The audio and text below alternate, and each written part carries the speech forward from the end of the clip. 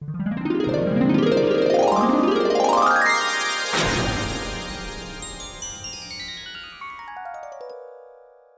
नमस्कार everyone. Government of India, ministry of culture, west zone cultural centre के उदयपुर के इस वर्चुअल सेशन में हम अपने तमाम व्यूअर्स का स्वागत करते हैं और आपको बताएं कि आज हमारे साथ हैं नेशनल अवॉर्डी शिल्प गुरु इंद्रजीत कुदरत जी। आप कुंदन मीनाकारी में गुलाबी शहर जयपुर के ऐसे सिद्धहस्त कलाकार हैं जिन्होंने इस कला को, अपनी ये जो रवायती कला है, इसे पूरी दुनिया में बिखेरा है और बुलंदियों पर पहुंचाया है। तो हम अपने तमाम व्यूअर्स को बता दें कि 16वीं शताब्दी में आपके जो पूर्वज हैं, उन्हें महाराजा सवाई मानसिंह प्रथम लाहौर से लेकर जयपुर आए थे और जयपुर में जड़ियों का रास्ता में आपको बसाया गया और उसके बाद पीढ़ी दर पीढ़ी आपके पूर्वजों ने इस कला को पूरी दुनिया में रोशन किया। सर, बहुत बहुत स्वागत है आपका इस कार्यक्रम में।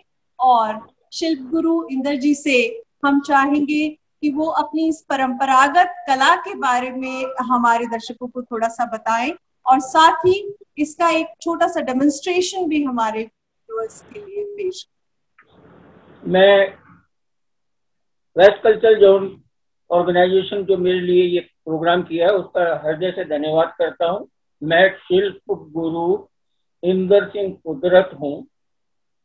मेरा मीनाकारी कुंदन का काम जयपुर ही नहीं, दुनिया के हर जगह पे यानी पूरे विश्व में विख्यात है। 16वीं शताब्दी में जयपुर के महाराजा अकबर कालीन महाराजा मान सिंह जी महाराज काबुल गंदार की लड़ाई को विजय करके आते हुए लाहौर में हमारे बुजुर्गों से मिले और जिन बुजुर्गों से मिले उनके बारे में मैं बताना चाहता हूँ। ये भी आप देख लीजिए, इस किताब ये छपी थी 1886 के अंदर। ये मेरे बुजुर्ग लोग यहाँ बैठे हुए।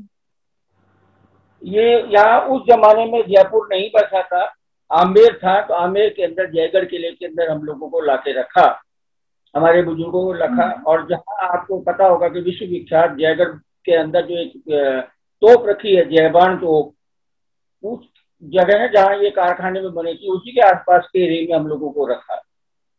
जब शिला माता का मंदिर बनाया गया नीचे आमेर के अंदर, उसको नया आमेर भी बोलते हैं, वह जगत शिरोमणि जी के मंदिर के पास में हम लोगों को रहने के लिए राज परिवार ने जगह दिया। और जब जयपुर शहर बसाया महाराजा जय सिंह जी ने, तो हमारे बुजुर्गों को नाम से उन्होंने स्ट्रीट बना दिया। मैं जो जड़िया जी के नाम से वो जाना जाता था, तो हमारे नाम से उन्होंने जड़ियों का रास्ता बना दिया। जयपुर के बारे में मैं जो शॉर्ट में आपको बताना चाहूंगा कि जयपुर महाराज ने जब जयपुर शहर बसाया तो उनके पास में जितने भी क्राफ्टमैन थे, शिल्पकार थे, उनके अलग अलग क्राफ्ट के ऊपर उन्होंने गलियां रास्ते बनाए। और जैसे कुछ ठठेरे का काम करता है, बर्तन जो बनाते हैं पीतल वगैरह के, तांबे वगैरह के, उनके लिए ठठेरों का रास्ता। टाई एंड डाई का काम करते हैं उनके लिए सांगानेर बना दिया। बंदेज का काम करने वाले उनके लिए अंग्रेजों का मोहल्ला बना दिया।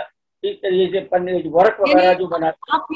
आप ये कहना चाह रहे हैं कि अलग अलग जगह से जो मास्टर आर्टिजन्स थे उन्हें लाकर जयपुर में बसाया गया और फिर उस कला को आगे बढ़ाने के लिए उन्होंने काम किया। हमने राज परिवार के लिए अनेक अद्भुत चीजें बनाई और कुछ चीजें हमारे परिवार के, हमारे बुजुर्गों की बनाई हुई आज भी दुनिया के अनेकों नेशनल म्यूजियम में रखी हुई है। खास चीज में तो लंदन के जो विक्टोरिया एल्बर्ट म्यूजियम है, उसके अंदर हमारे बुजुर्गों की बहुत सारी चीजें रखी हुई हैं। मेरे पिता इसमें सरदार कुदरत सिंह जी को, उनको भारत सरकार ने पद्मश्री मिला और उसी कड़ी के अंदर आगे मैंने इस कला को जीवित रखा है। आज 19वीं पीढ़ी के अंदर मेरे 2 बेटे हैं, हरमिंदर सिंह और मनमीत सिंह भी कर रहे हैं, मेरे पोते भी काम कर रहे हैं। मुझे इस कला के काम के लिए भारत सरकार ने 2009-12 का नेशनल अवार्ड दिया, जो कि एक बहुत बड़ा पुरस्कार होता है, राष्ट्रपति द्वारा दिया जाता है। फिर 2015-16 के लिए मुझे उससे भी ऊंचा अवार्ड जो शिल्प गुरु अवार्ड दिया गया है। कुंदन मीनाकारी क्या है, इसके बारे में मैं आपको बताऊंगा। हाँ, आप बताइए कि इसके टूल्स कैसे होते हैं, ये कलर्स कैसे तैयार किए जाते हैं। हाँ, हम लोगों को सबसे पहले इसके लिए ड्राइंग करना पड़ता है। और ड्राइंग के अंदर जो हम लोगों को बनाने पड़ते हैं वो इस तरीके के फूल पत्ते, इस तरीके के जानवर ये बनाने पड़ते हैं। क्या ये सिर्फ सोने चांदी पे ही किया जाता है ये काम? हाँ मैम, ये मुख्य तरह से जो सोने और चांदी का ही नाम से दुनिया के अंदर फेमस है ये आर्ट। और कुंदन मीनाकारी के बारे में मैं भी आपको बता देता हूँ, मीनाकारी क्या चीज है, कुंदन क्या काम है। ये हमारे औजार होते हैं, आप देखिए इनके जो मुट्ठे बने हुए होते हैं, इनके हैंडल जो बने हुए होते हैं ये भी ट्रेडिशनल स्टाइल के बने हुए होते हैं। इसके ऊपर ये हवा स्टील का एक हमारा औजार होता है, इसको हम सलाई बोलते हैं। इसके माध्यम से हम लोग इसके ऊपर कोई भी ऑब्जेक्ट होता है उस पर ड्राइंग ड्रॉ करते हैं, और ड्राइंग ड्रॉ करने के बाद में ये पेंसिल की हेल्प से ड्राइंग बना लेते हैं। और उसके बाद में ये औजार हमारे, इससे हम इस तरीके से इसको पकड़ते हैं और इसके अंदर जगह आगे ये डिजाइन बने हुए इसके अंदर ऐसे खुदाई करते हैं, ग्रेविंग करते हैं। इस प्रोसेस के बाद में हमारा प्रोसेस होता है रंग भरने का काम। और रंग भरने के काम के अंदर मैं आपको ये बताऊं, ये हमारी रंग भी आप ही तैयार करते हैं? हाँ, इसमें जो रंग भरे जाते हैं अब उन्हें भी आप ही तैयार करते हैं?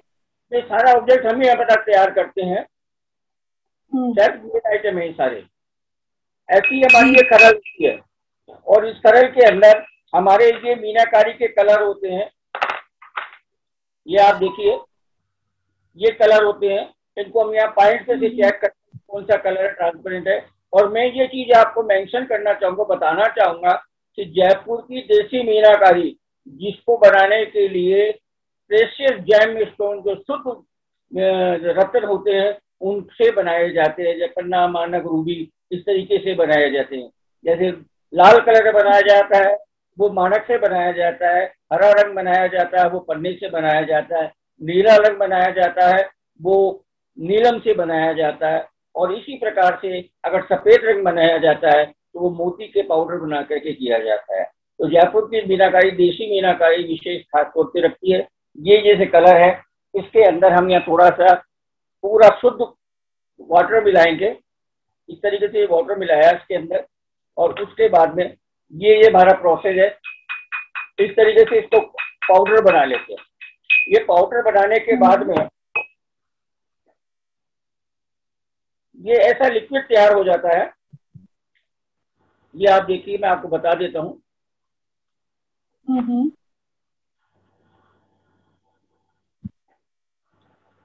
ये ऐसा लिक्विड तैयार हो जाता है, ये आप देखिए।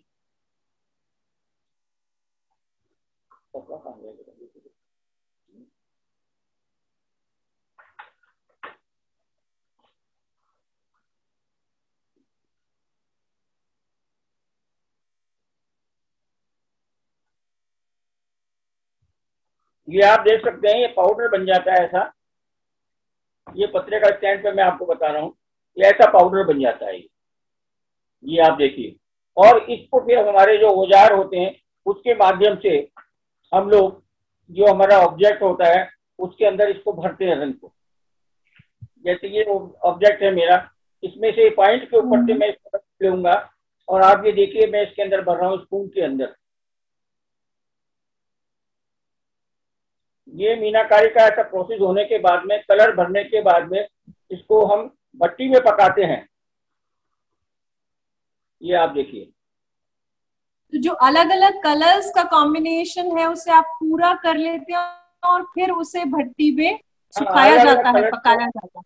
अलग अलग कलर्स को भरा जाता है, जैसा कलर के डिजाइन के हिसाब से हमको अच्छा लगता है वो करा जाता है। जैसे ये कमर खुदाने का है, ये मेरा ट्रेडिशनल बनाया है और ये हम परंपरागत ज्वेलरी एक डेकोरेटिव आइटम को पूरा करने में आपको तकरीबन कितना टाइम, कितना समय लग जाता है? क्योंकि ये तो बहुत समर्पण वाली और बहुत टाइम कंज्यूमिंग आर्ट है, बहुत पेशेंस वाली। मैं यहाँ ये बताना चाहूंगा किसी भी एक मामूली से आभूषण को बनाने के लिए अगर एक अंगूठी बनाना तो लगभग 2 सप्ताह का समय लग जाता है पूरा उसको तैयार करने के लिए। एक पूरा नेकलेस सेट बनाते हैं तो 6 हफ्ते से 8 हफ्ते तक का समय लगता है। और उसके अलावा अगर हम इस तरीके के डेकोरेटिव आइटम बनाते हैं जैसे ये कप प्लेट है ये, तो 6 महीने से ज्यादा का समय, 8 महीने का समय भी लग सकता है। अच्छा, तो आप ये इस चीज पर डिपेंड करता है कि कितना बारीक काम है और किस तरह का इसमें कलर स्कीम है, क्या ऑब्जेक्ट है। यानी अंगूठी में 2 हफ्ता, और अगर कोई डेकोरेटिव पीस है तो उसमें और भी ज्यादा समय लग सकता है।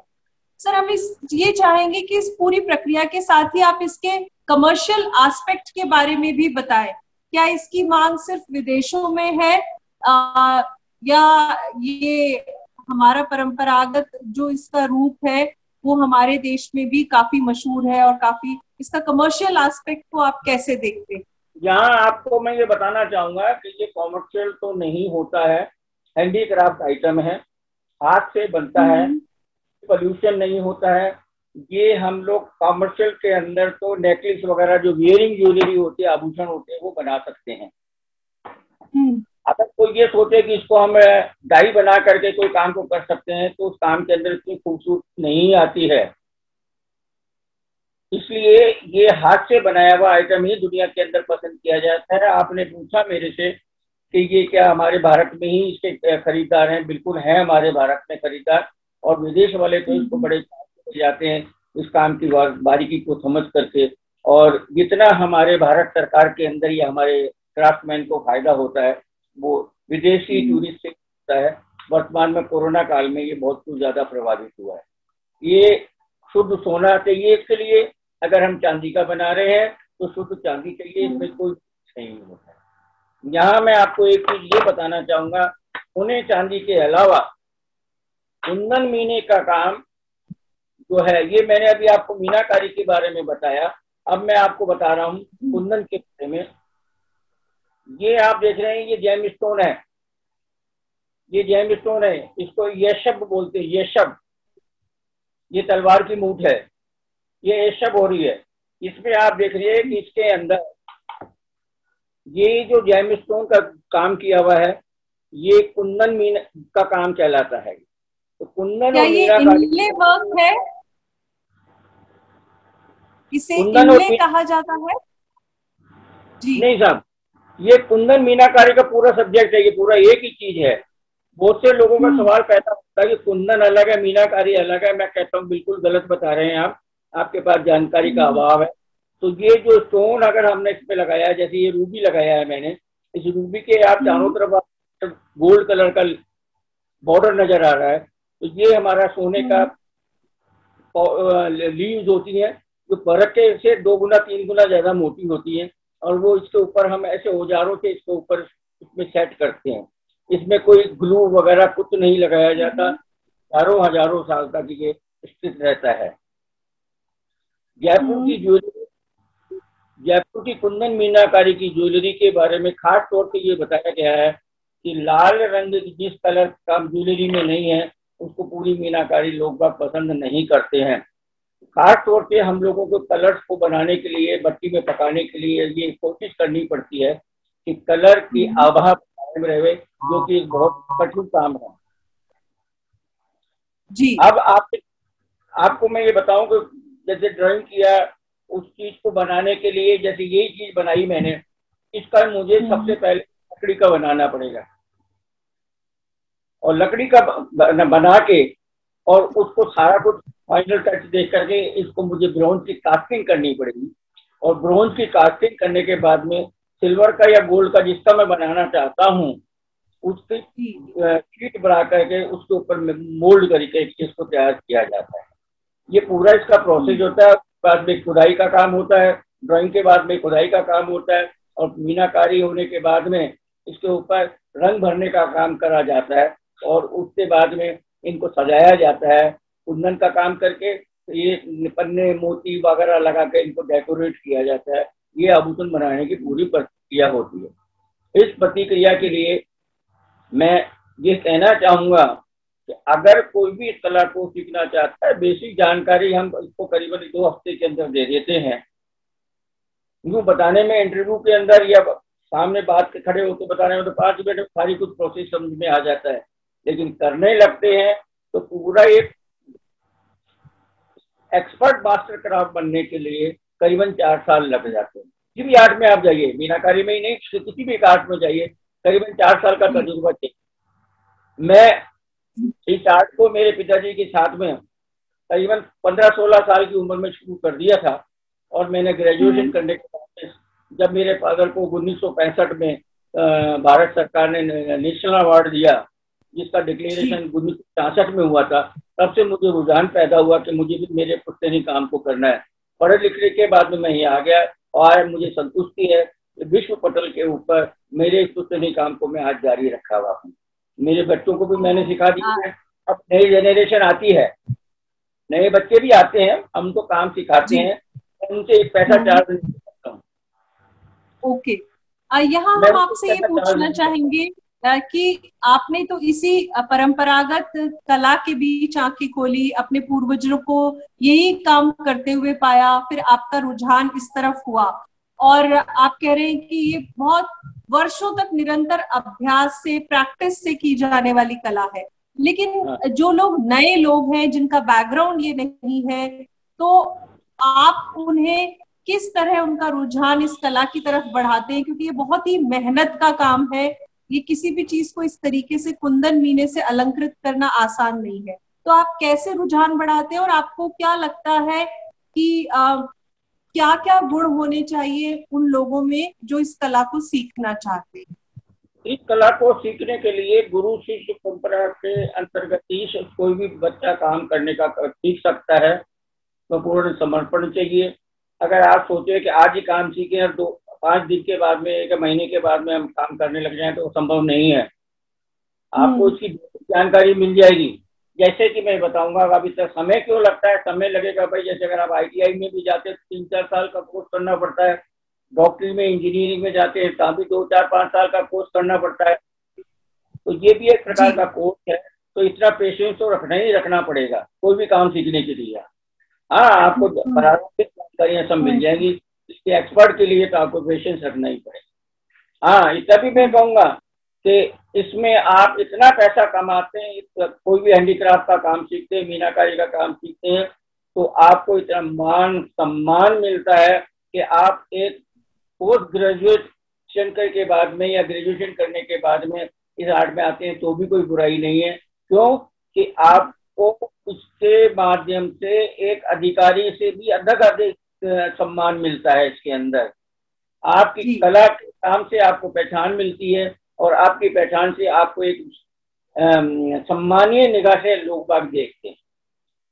जी, तो एक कलाकार के तौर पर एस्टैब्लिश होने में समय जरूर लगता है, लेकिन ये बहुत आप इसे सम्मानजनक काम मानते हैं। और यहाँ हम अपने व्यूअर्स को ये बताना चाहेंगे कि आप चाहे हांगकांग हो, ब्राजील हो, लंदन हो, दुनिया की बहुत सी कंट्रीज में अपनी इस कला का लाइव डेमोन्स्ट्रेशन कर चुके हैं और हाल ही में नाइजीरिया के वर्ल्ड जीनियस रिकॉर्ड का भी सम्मान आपको दिया गया है। तो एक चलते चलते आपसे ये सवाल जरूर करना चाहेंगे कि कोविड पैंडेमिक का असर इस कला पर किस तरह पड़ा है? बताएंगे दोबारा। कोरोना जो ये महामारी आ गई है, इस बीमारी के दौर में इस कला पर क्या प्रभाव पड़ा है? कोविड की बीमारी का तो नाम से ही डर लगता है और इस कला के काम करने वाले लोग बहुत सारे बेरोजगार हो गए हैं, काम धंधा नहीं है। हमारे जो कलाकार हो गए हैं उनकी माली स्थिति बहुत कमजोर होती है। सिर्फ उनको ये लगता है कि साहब एक सोने की चीज बनाई, तो उस सोने की चीज के अंदर हम लोगों को मतलब 1 लाख की बन गई, 2 लाख की बन गई, जितने भी बन गई, तो हमें तो सिर्फ मजदूरी, जो काम आर्ट का वर्क करते हैं उसकी मजदूरी मिलती है। और वो भी अगर हम कहीं करते हैं तो हमारे को एक साथ कोई पैसा नहीं देता। जिन व्यापारियों का हम काम करते हैं वो टुकड़ों में पैसे देते हैं, वो हमारे खर्च हो जाते हैं, हमारा जमा पूंजी नहीं होती है। इसलिए हम लोगों के तो जितने भी क्राफ्टमैन होंगे दुनिया के अंदर, नहीं हमारे जयपुर में या दुनिया में, वो सब माली हालत में सब गरीब हैं। और इस बीमारी से सब लोगों को बेरोजगारी, आर्थिक स्थिति या अपने पारिवारिक स्थिति से बहुत ज्यादा परेशानी हुई है। क्यों? हमारे पास में इसके अंदर सोना या चांदी खरीदने के लिए पैसा नहीं होता है। और जो ऐसे में आपको लगता है कि आर्ट एंड क्राफ्ट के फील्ड के लिए, आर्टिजन्स के लिए भी एक इस फील्ड को ऑर्गेनाइज बनाने के लिए एक पॉलिसी होनी चाहिए? हाँ, बिल्कुल होनी चाहिए। बहुत से लोग कर रहे हैं काम, लेकिन अभी जो काम का जो तरीका है वो अपने स्वार्थ की तरफ चला गया है उनका। जो क्राफ्ट में कारीगरों के लिए जो उद्धार की जो बात होनी चाहिए वो नहीं हो रही है। सरकार ने बहुत सारी पॉलिसी बनाई है, ट्रेनिंग प्रोग्राम बनाते हैं, लेकिन वो समय पर जिस वक्त, अब जैसे कोविड के अंदर हम लोगों को काम करने के लिए जरूरत है, बाजार में काम नहीं है, ऐसी योजनाएं सरकार के पास में है जो कि वो इस वक्त इम्प्लीमेंट कर सकते हैं और हम कारीगरों के साथ में, और नए बच्चों को जो काम करना चाहते हैं उनको रोजगार के रास्ते मिल सकते हैं। जो स्वदेशी वाली बात है वो सिर्फ हैंडीक्राफ्ट के अंदर ही है, कोई भी क्राफ्ट के अंदर आप जाइए, स्वदेशी वाली जो बात है वो हिंदुस्तान के अंदर अगर आप जाए तो हैंडीक्राफ्ट के अंदर ही है। अगर आपको स्वाभिमान के साथ में जीना है तो आपको एक श्रेष्ठ कलाकार बनना पड़ेगा, और कलाकार बनने के लिए आपको कोई भी एक कला सीखिए। मीनाकारी कला आज से नहीं, जब से सृष्टि की रचना हुई है तब से आभूषण मीनाकारी की कला जिंदा हुई है, और इसका भविष्य बहुत उज्जवल है। ये कहीं भी कोई भी ऐसी बात नहीं है कि आज हम काम कर रहे हैं कल हम बेरोजगार हो जाएंगे, बशर्ते कि आप उसमें पूरी लगन से, पूरी ईमानदारी से और पूरे अच्छे से अच्छा ऐसा आइटम बनावें, ऐसा कोई चीज बनावें जो कि दूसरा देखने वाला ये कह दे कि अगर आपने इसके अंदर ये फूल बनाया है, आपने ये फूल बनाया है, तो वो खुद बता दे कि फूल गुलाब का है या चमेली का है या गेंदे का है। अगर आपने कोई पक्षी बनाया है, आपने कोई पक्षी बनाया है, तो वो खुद पक्षी देखने वाला जो कहते हाँ ये पक्षी मोर बना हुआ है या तोता या चिड़िया कुछ बना हुआ है। हाँ, अलंकरण आपका कहने का मतलब है कि स्पष्ट होने के साथ और सुंदर होने दोनों ही होने चाहिए। शिल्प गुरु इंदर जी, नेशनल अवार्डी, आपका बहुत बहुत धन्यवाद वेस्ट जोन कल्चरल सेंटर के इस वर्चुअल सेशन में हमसे बातचीत करने के लिए। हम आपके लिए बहुत सारी शुभकामनाएं आपको देते हैं कि आप यूं ही बहुत ही कला के नायाब नमूने बनाते रहें और इस कला को नई पीढ़ी तक भी पहुंचाते रहे। बहुत बहुत धन्यवाद। मैं आपका हृदय से बारे में बहुत बहुत धन्यवाद।